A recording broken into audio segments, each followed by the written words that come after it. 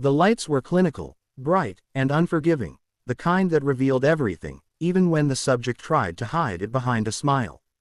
Barack Obama sat calmly in the studio chair, one leg crossed over the other, a practiced half-smile on his face. He was no stranger to the game.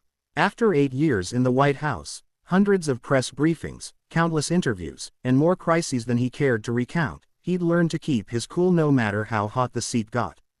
George Stephanopoulos, sitting across from him, was adjusting his earpiece while the floor manager counted them down to airtime. 3, 2, 1. The theme music faded out. The red light flicked on. The live feed began. George, smiling into the camera, opened with the usual charm. Greater than, this morning, a very special guest joins us. Former President Barack Obama, a man whose voice still resonates around the globe. We're here to talk about leadership, legacy, and the future. Obama, still poised, nodded. Greater than, thanks, George. Good to be back. It started predictably. Talk about his new foundation, the work with young leaders, a few quips about life after the presidency. Obama's charisma flowed like warm syrup, smooth, comforting, with just enough edge to remind people that this was still a man of substance. But George wasn't here just to reminisce. Not today. He shifted in his chair, his posture stiffening slightly, a silent cue to viewers that the tone was about to turn. Greater than, Mr. President, George began, eyes sharpening, your memoir paints a deeply reflective image of your presidency, decisions weighed carefully, moral struggles, sleepless nights. But critics say it's too generous. That you've glossed over the more controversial aspects of your administration. Obama nodded slowly, brows raised, the classic go-on expression. George didn't hesitate. Greater than, drone strikes, civilian casualties, surveillance expansions, the deportation numbers in your first term. These aren't small things. Do you truly believe history will be as forgiving as your book is? A pause. Obama didn't blink. Greater than, George, he said, voice even, history rarely offers forgiveness. It offers perspective, and if we're talking about legacy, I'd rather be judged in full than in fragments. Greater than, fair, George countered. But you've avoided interviews like this since leaving office.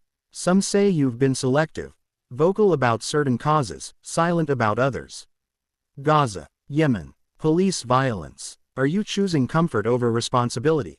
There it was. The punch. Obama inhaled subtly. His fingers, folded in his lap, tightened just a bit. Greater than, I've always spoken when I had something to add, he said. I don't comment to trend. I don't jump into noise to stay relevant. Leadership doesn't end with the cameras, George.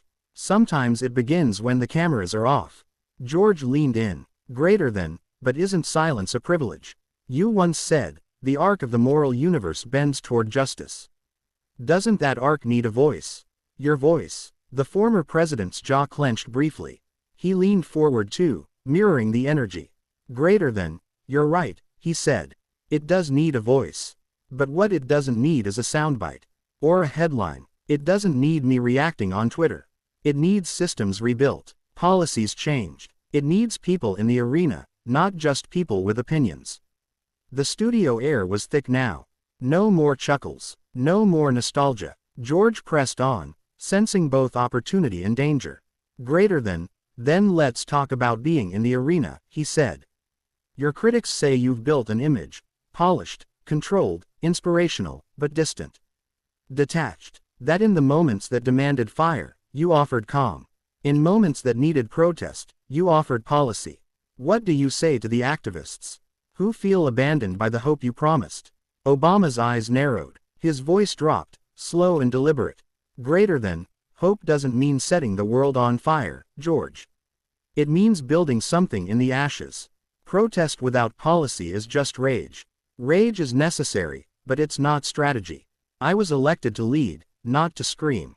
Greater than, but you built your presidency on emotion, George shot back. Yes, we can. Hope and change. You gave people dreams, then gave them bureaucracy. Obama didn't flinch. Greater than, I gave them reality, he said, eyes locked on George. And reality is never as poetic as a campaign. But we got 20 million people healthcare. We got Osama bin Laden. We brought an economy back from the edge. And yes, I disappointed some. I compromised. I failed in places. But I showed up. Every damn day. The last line hit like thunder. For the first time, George's confidence wavered. A flicker of hesitation crossed his face. Obama leaned back, just slightly, letting the weight of his words hang. Greater than. So before we talk about what I didn't do, he continued, let's ask what others did with the doors I opened. Because legacy isn't just about what you leave behind, it's about what others do with it. There was a silence. Not dead air, electric silence. The kind that made producers in the control room lean forward. The kind that made viewers at home stop scrolling. George glanced at his notes, then abandoned them. Greater than, Mr. President, he said, tone cooler now. With all due respect, some would say this sounds like justification. That you're more focused on explaining than owning your faults. Obama gave a slow, tired smile. Greater than, and some would say you came here not to interview, but to provoke. Greater than, is that what you think? Greater than, I think, Obama said, his voice suddenly razor sharp, that it's easy to sit in a studio, with hindsight and headlines, and act like every decision in the world is a tweet thread. But real leadership means knowing that no matter what you choose, someone suffers. And still, you choose. You carry it, quietly, without applause. George blinked. No rebuttal. Obama continued, voice steady. Greater than, you want me to be louder, angrier, more visible, but I'm not here to make you feel better about your own expectations of me. I'm here to tell the truth, even when it's uncomfortable. And if that's not enough for your show, maybe the show needs to change, not me. Boom. That was the moment. The clip that would be played and replayed, memed, quoted, analyzed. The moment Barack Obama looked into the heart of media performance and rejected its currency. George tried to smile, tried to recover. Greater than, I think we're out of time, he said, reaching for a neutral tone. Obama stood slowly. Greater than, you were out of depth, he replied. He took off his mic, nodded once to the crew, and walked off the set.